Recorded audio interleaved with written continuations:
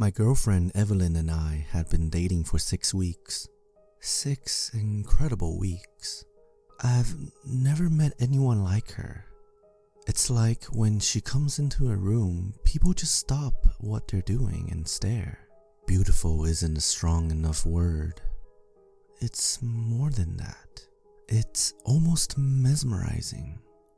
A few days ago, she convinced me to go to an old cabin that has been in her family for years. I said yes. I had never been able to say no to Evelyn.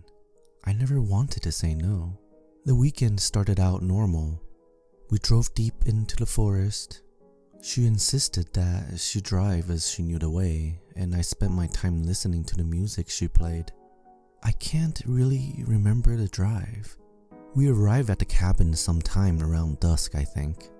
And that's when things started to get a little strange.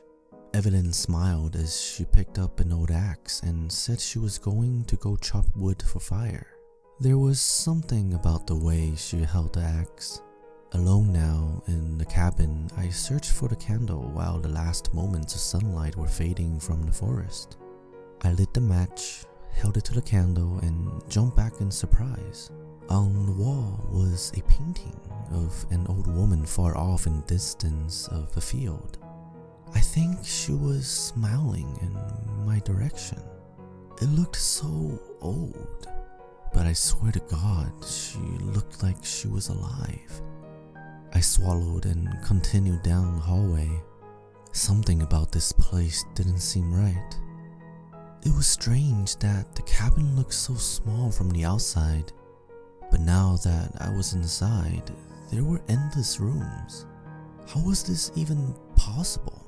As I walked down the hallway with a single candle lighting my way, there were dozens of the same painting of that old woman, but they weren't exactly the same.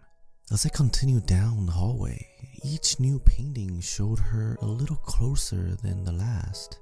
Beginning to be afraid, I looked back towards where I had come from. All I could see was a tunnel of darkness. I tried to open the door to the closest room, thinking maybe I could leave through an unlocked window, but every single door and window were locked. As I kept looking for an escape, I couldn't help but keep glancing at the paintings. The old woman would appear larger, closer. That's when it struck me. There was a cabin in the painting. It looked kind of like this cabin, and she was getting closer to it. This can't be happening, I said. But it was. The painting now revealed her standing on the porch of the cabin, smiling wide and holding the axe that Evelyn had taken. Come to think of it, she was wearing the same clothes that Evelyn had been wearing. And her smile, it was mesmerizing. As I walked down the hallway, I struggled to take my eyes from the face of the woman in the painting. Each new glimpse revealed her a little closer. First, she was opening the door to the cabin. Then she stepped inside.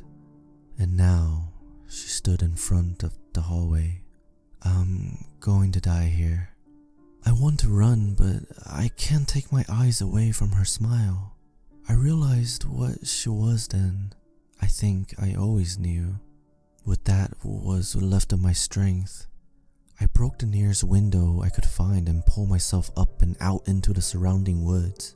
I've been running for hours, but something tells me I haven't gone far.